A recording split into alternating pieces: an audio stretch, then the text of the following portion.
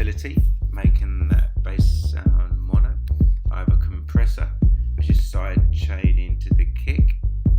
I have an EQ, which is actually taking out some of that real worst, well, not the worst, but the most powerful bottom end.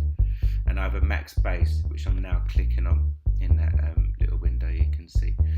Max bass is a utility by Waves, which acts by adding harmonics to your existing bass sound.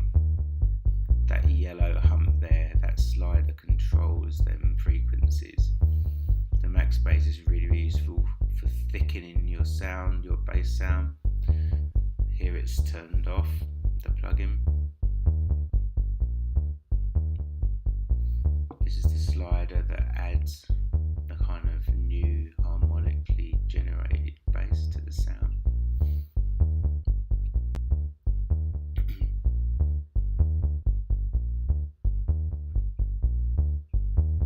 I use it on almost all of my tracks. Let's turn it on.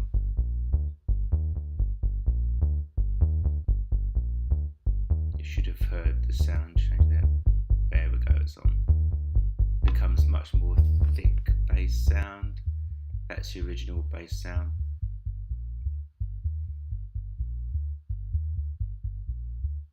You can hear that it's kind of a little bit muddy. This is the harmonics that are added, and that's the two together. It's weird, the harmonics is a very clever trick that actually make it sound more subby to your ears than the original bass, which is actually lower in frequency. It's a very useful plugin for bass. Works on big systems, earphones in the car, etc. I rarely use those two parameters. What I do sometimes use is the selector to select how much frequency you apply the max bass to. You can see there I'm dragging it to the right, which is bringing more bass frequencies into the max bass spectrum. For this track I was kind of happy a bit lower, but just show you how the kind of sound changes. Yeah, so that's bass.